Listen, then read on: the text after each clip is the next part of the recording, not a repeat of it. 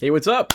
All right, yeah. I'm back, and I just wanted to just a couple minutes talk about this new Berserk chapter. I know we did, we did 384 or 385. I know 380. I know right now we're doing 386, for sure. I just don't remember if it was like last time I did this was 384, where it was like Guts coming out of the trance and stuff like that. I'm just trying to remember, but I'm pretty sure we're doing two chapters now. Because a lot of stuff came out. I know I've been pretty busy with like internship stuff and everything, but I want to get back into YouTube and content creation as well. So yeah, this is me doing a review of those two chapters because I'm the biggest Berserk fan. Die Hard, it's one of my favorite manga. Like I've said this a million times before. It's my favorite anime manga. Anime, not so much. I love the '90s show, but it's my favorite manga of all time. I could say that. One of my favorite things in Japanese literature. It's fucking great. So yeah, and I'm just happy that we're getting chapters. Like we had a drought for a while. So when 384 came out, it was like, oh, we're getting chapters for the couple more chapters for the remainder of the year, and then to close out the year, I think. And then I think we're done now. I think 386 was kind of like the last of it. So I think we're moving into we're just kind of wait to see what happens next year, but things are cooking up. We got two chapters to talk about today. It's gonna be a pretty long video. I mean, we'll see how it goes. I talk a lot though. So yeah, 385, what happened? From what I remember, because it's been a minute since I read that, it was the revelation. This is the biggest thing that took away from 385. Because we got him, finally out of the trance. He's back, coming out of. It's like him, the symbolism of him like being reborn, not him being like, oh, he has powers now. I would say more of like spiritually and mentally he's healed. Like I'd say like rejuvenated because of the revelation of what his circumstance is. Now, I'm not gonna lie. I'll just say this, like just talk about that. It's a topic from the last chapter, I think 384, when we got the revelation of who he was and what and what Guts' purpose is now, and what he is to the world. I think I've been seeing a lot of people talk about these two chapters where it's like they're worried, and they're not even just worried, they're like calling it out, being like, oh, I think no, that ruins his character. They think that most Berserk fans think that this is like the kind of like the Naruto effect, where it's like the child of prophecy. He started from being like the everyman, and now he's the chosen one. It's like the Harry Potter aspect, whatever you want to call it, of like, oh, now he's important, and like, oh, he was destined to do this, and like, that it's like, oh, well, the point of what we like this character is because that we relate to this person, and he is someone who didn't have destiny and anything backing him up. He had to work all this way on his own, and that's why we love this character, because he is like, he is the Greek mythology of like pushing that boulder. Like he is, the struggler, right? So people are saying like, oh man, this means that because of him being an anomaly. Oh, actually, the white mic is a little too loud. Because of him being an anomaly, it's like, oh, this is now all that hard work is for nothing, because he is he was destined to do this. And I don't think that's it at all. Actually, I don't think that at all one bit. I think it's the opposite of being a chosen one. This is literally him being damned. Guts was always meant to have a bad life. This is what that is telling us. I think that it's two things. One, he was always an anomaly. Now, back in this, Kentaro Miura has been setting this up since Golden Age. It's like, the meme where it's like, hey, yo, read your own manga, guys. You have to read. You got to read. You got to pay attention. I think he's been setting this up for a while. I mean, he didn't say it outright with this chapter, but, I guess more of like, just of what we were seeing with his life, he was always, they say, he was cursed. Like he came from the womb of his dead mother's corpse. Like he was born from a corpse, meaning that this guy was cursed. I mean, even Gambino said it. His father figure, whatnot. Like like he was saying, oh, we shouldn't take that kid because he is he's cursed because he's born from a corpse. And then throughout his life he went through so much shit, and like, not being liked by anybody, the amount of wars that he had to take, the amount of wars he had been in for the remainder of his life, the constant struggle and fighting to survive that you have to go through. And even then, when he finally, when when the eclipse happened, and then he had the brand of sacrifice, it was like, specifically targeting, saying like, it was more of like a metaphor. It wasn't like literal, I'd say. Like, it was like, yeah, this is Guts' character. Like, oh man, he needs to have a happy life. Like, I wish Guts would have a happy life, because now, even back then, before he had the brand of sacrifice, where he was literally being hunted down by the other world, his life was already, he was already struggling before that, like, with Gambino and Donovan. God damn, Donovan. Can't say stuff I can't say for YouTube. But yeah, but I think this is like just confirming that, like, Guts's life was like, it's like the universe working against him, and it kind of is now. It definitely is. If there was a version of the Chosen One, Guts is the opposite. This is, from what was explained and how I understand it from the how I interpret it from the manga, is that I was speaking to this from I was telling my other bro about this. Shout out to Gael. This is causality in the universe. He is an anomaly in itself. Like, he was born between the interstice, which is like kind of like the demon but magical world of Berserk, and the living world, the land of the living. Interstice is kind of like, I think, I might be wrong about this. Again, I get my terms mixed up, but let me not say in the interstice. But there's like two worlds. There's the astral world and the human world. Now, the astral world can be, it has a mixture of the place of magic and gods, but we also have the underworld, where it's like the demons and the god hand. Like, though, that is, I'm generalizing, but just to make sure I don't talk out my ass, because I forgot what the interstice was. I think that is the demon world, where it's like a mixture of the two, where it's like like the living world and the demon world kind of being into one place, where it's like there are certain parts of the world that have interstices around. You know what I mean? But let's just say for now, the astral world. Like, so he was born from. He is a being that is, part of him is from the astral world and part of him is from the living world, and that is because he was born from a dead mother's corpse. So it's like, oh wow, like that. Damn, why didn't, like, it's been foreshadowed since the beginning of his arc, like the moment we even saw his birth, from Golden Age, like that. People have been saying like, oh, you're different, like, you're fighting all these demons, like, hey, he can do this, and it's because a part of him is from the astral world. That's why I feel like, well, at least I think, a lot of his turmoil and the way that he had to survive and fight these demons is because, like, no, that's kind of who he is, and he's had to do that from the moment he's been born, because the universe literally doesn't know what to do with this guy. So that's why, actually, it perfectly, like, because we've all said like, oh, how can, typically with people, how can a guy meet a fairy, or like, because fairies aren't meant to be seen by normal people, right? Or like, I think they're what, kids or some shit, or maybe I'm thinking about Zelda or whatever. But normal people can't see fairies, right? It now explains why in between Millennium Falcon, the fucking Millennium Empire, the Empire arc, or the longest arc. I'm saying Star Wars, the longest arc in Berserk. It explains why, because we saw that backstory where it kind of like, it was a prequel.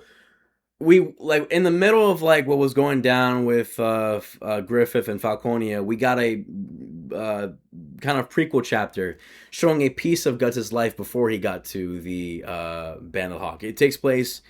It's like it takes place between the, like, first couple of chapters we see from Guts' backstory when he was a kid, to right before he meets the Band of the Hawk, when they were taking over the I think the kingdom. I forgot the name of it, but the kingdom, before he met the Band of the Hawk. That in between, where it was just him being a lone soldier on the battlefield, like a lone kid, essentially, like him being a kid, just going to war, like before he met the Band of the Hawk. Uh, so and it shows like, oh yeah, I actually I got captured, blah blah, and I was able to meet this young fairy, Sheesh, I think, right? Sheesh, Teesh. Yeah, he met this fairy that was kind of like a fairy for the little prison that he was in, and it's like, oh, this guy, how can this, mind you, he wasn't that young, right? But it was like, normal people can't see fairies, so it kind of explains, like, yeah, why could this one guy, I know, aside from him being the main character, why is he exposed to so many things that are a part of the astral world that nobody else can see? I mean, he even explains why he was the one guy to kind of like, well, I'd say like, I don't know. I feel like maybe I wouldn't say explains, but it kind of paints a picture of like, oh, he was the one guy that could actually go blow to blow with Zod when they first met. Because, like, again, we're seeing the world through Guts' eyes. Like, we're seeing it through his perspective most of the time. So, when we're finally getting introduced to the astral people, like, and the apostles, the first apostle we meet is Zod, and it's with Guts. It's not with anybody else. So, yeah, it's like, I think that this just explains a lot from his character. It doesn't mean that he's a chosen one or he was destined to be the blacksmith, the black swordsman, and fight all these demons. It just means that I think he was always meant to have a hard life, but it also explains that, and it's kind of foreshadowing, he is the only one who can beat Guts. And we've been seeing this for the other couple chapters, even before 384, where it was like the Kushan was like, "Hey, we need this guy," and even the Prince, where the one Kushan that Guts fought back in Golden Age, he is the Prince now. He's kind of like the king or the Prince of the kingdom of the Kushan Empire. He had fought him back in Golden Age. He was like, "Oh, we need him," and it's because like, oh, even the magician that Guts fought back then, it was like, hey, we need this guy. And it's because they understood this is our trump card. Like, if we're going to have any way of fighting against Falconia, Griffith's kingdom, we need, because now it's a war. Like, it's even in this chapter 386 where it's like, one of the soldiers is coming to Griffith being like, we can't ignore the Kushan Empire anymore. Like, they're literally our last stand against the entire kingdom. So it's like, we've invaded everything. Whoever hasn't been invaded already is pretty much just came to us to live in our kingdom. So we are the only kingdom that stands against us in the Kushan Empire. So now we got to take care of those guys. So it's like the Kushans are like, if we have any chance of fighting Griffith or just Falconia in general, we need Guts. Because not only is he himself a trump card for him being a being of the astral world and the human world, also the Dragon Slayer is. Because, and it's not even like, oh, the Dragon Slayer was made to be like a weapon of the astral world. It was literally just because like Guts kept killing every single demon, even before like the time skip between Black Swordsman, between Golden Age and Black Swordsman. Like, he spent a whole year just fighting demons that we don't even know about. And then when we get back to him fighting all those demons in the apostles and killing killing the sea god, a fucking god of the sea that was part of the astral world. Like, even doing that, his sword, from all that blood, all the demon blood, all the apostle and god hand blood, has made his sword now a part of the astral world. So this thing is pretty much like another the only thing that can even harm the God Hand. And I think that's why, like, that's what we see in 386. It's kind of like they're kind of mocking him. It's like, oh, this is what you wanted all the time, like, because Griffith has always wanted a kingdom. Like, this was his dream. I want wings. I want a kingdom. Like, that was his dream. And he did everything he could to get that dream. He sacrificed all his friends, everyone he knew, his humanity, all for the simple fact of, I want a kingdom. And he's got it. And now the Godhand are mocking him, being like, well, you got what you wanted, and it's fucking sucks. Like, you got what, this is what you wished for, your own prison, Falconia. And they're mocking him, being like, this is your dream is now a prison for you, and it's literally because like he has to defend them from Casca because like remember Griffith shares a body with Guts and Casca's child. So, partially the reason why he took Casca in the first place, if Casca is now held hostage in a way, held hostage in Falcone, is because that's a weakness for Griffith. And Griffith is a very calculated man. He's very smart. I mean, we've known this for a very long time. Like he will, if there's a weakness, he will not let that be a liability. So because of him sharing a body with the basically Guts and Casca's son, his son is naturally attached to their mother, and it's like a weakness for him where he has no choice but to protect her because yes, that is the I need her to be okay because this is the body that I chose, or it's literally just like a feeling for him, like I have to because it's literally a part of him that comes out in the night and then in the moonlight to go and look for Guts and Casca. So the son literally comes out of Griffith, regains his body to go and see his parents.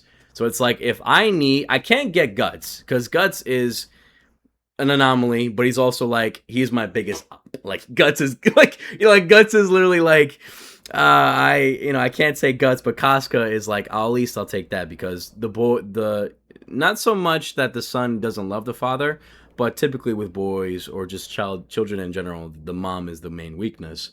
So like that the mom is the soft spot. They're more affectionate towards their mom. So like if I had to pick between one, I gotta get his mom so that she is there. So nobody can use that against me, and that's what Griffith did pretty much, having Casca in Falconia, basically sedating her at this point, just literally keeping her as a prisoner. So yeah, it's interesting. But it's also like I'm flip flopping between the two chapters, but it's like seeing the God Hand kind of mock him was like so fucking satisfying, bro. It was needed because like it's from the this is what you wanted, but it's like the God Hand are like we need to take over the universe, and I'm like I think like I'd say more Griffith has done a lot. Like I think their main thing is that they want human blood, they want sacrifice and shit like that, and Griffith literally is just using that. It's like Majin Vegeta. Like I'm gonna grab that power, but I'm gonna use it for my own shit. Like I don't care about what you guys want. I'm only using you for my benefit. I'm using everybody. Like, and they're aware of that, but they gladly gave him that because he was destined to be a God Hand with the Crimson Bailet. At least I think he was destined to be the God Hand. And they knew he would sacrifice he would sacrifice his friends and his family and all that stuff to obtain more power because they know Griffith wants power. So it's like a mutual gain. Everyone's happy. You get power, you get a kingdom, and we get a new God Hand. Like so, everybody's happy. But it's like you're not doing what we said you wanted to do, brother. It's like, hey, you're like, you're not really killing a bunch of humans. You're just kind of like, just living with, you're kind of just getting a bunch of people into your home and living as a king. You're not really doing what you wanted. And now, like, oh, you brought this, you're just invading a bunch of countries. Like, that's really, you have all this power and that's what you want to do? You want to, instead of just like doing so much, like all these ruling with an iron fist, you're just like, hey, come into my kingdom and live in my palace. And then and also I'm going to have this I'm going to take on this sacrifice person. Cause remember, Casca's also, has the brand of sacrifice. You're going to take this, basically sacrificial lamb and keep her as your pet. Like the fuck's wrong with you? That's kind of what they're thinking. So it's interesting. It's funny. It's really funny, but, it's interesting. I haven't seen Griffith for the longest couple of chapters has been like very, calculated and reserved. I haven't seen him like, and even when Rickard slapped the shit out of him, he didn't even get fazed by that. It's only when Casca and him like trying to block her and God Hand mocking him is the first time we actually see him get a little mad or show any type of emotion and just like stoicism, like him just getting like him actually having a frown and being upset of like them mocking him was fucking funny, dude. That was funny, and also very satisfying. So that was pretty cool. And then let me just say, oh, it's so good to see, going back to 385, so good to see Guts back. And I think just to go back to what was going on with Guts, the fact that he now knows now, and now he realizes, oh yeah, I am the only one who can defeat Griffith, and I know who I am now. It's more of because remember he's been. I feel like he didn't get superpowers or whatnot because he's like, oh, let me bring you into let me since you are a being of the astral, let me give you powers. Like I don't think it's that. I think it's really just like, okay, well, since you now know who you are, it's mentally you're better, and I think it kind of healed him a little bit because remember, with the constant use of the Dragon Slayer, the Berserker armor, it's like literally killing you inside out.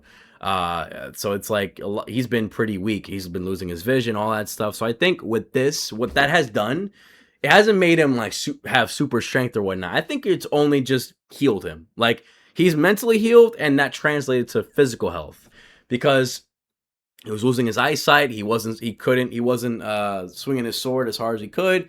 He was losing his ability to fight. He was getting weaker by the day. So I think this really just healed him a little bit, and then now he's back to. It's like I was at 35% with this after using the Berserker armor like throughout the entire last arc and onward. So now I'm back to 100%. I'm back. I feel rejuvenated. I know who. Oh, it's cool that I have a revelation. I found out something new about myself. Okay, let me go. Let's. It's time to get back to work. And I fucking push that. Pushes the the way he pushes the door open is so cool. And then just kind of mogs there. I've seen so many memes of like him just the whatchamacallit, him just just people just memeing that shit, just him being like, oh, when you get 12 hours of sleep and stuff, it's so funny. But yeah, I think it was great. I think these last two chapters have been amazing. I'm really excited on what comes after. Again, stuff is heating up. The big revelation was 384 about what was going down with Guts and who he really is. So I think it's great. And I think 385 and 386 have been very strong chapters. It's been I haven't seen especially like his two soldiers, the female and the other dude. I haven't seen these guys in years to the point where I even forgot their names. Sorry, Sonya. I know her Sonya, but I forgot his name. But he was a big part of Millennium Empire or the I keep saying Millennium Falcon, but the last arc before Fantasia. He was a big player too because that became like halfway through the arc. It was about Guts. Then the last third and fourth act was just about Griffith taking over the other empire, the big other Kushan Empire, and then making that the world tree and splitting, not even just splitting, merging the astral world and the living world together. Also making it being like, oh, the only safe haven now is my kingdom. Please come to my kingdom. So it's interesting. It's very cool. Really excited. But yeah, that's pretty much what I gotta say about it. So yeah, pretty much that's it. Thanks.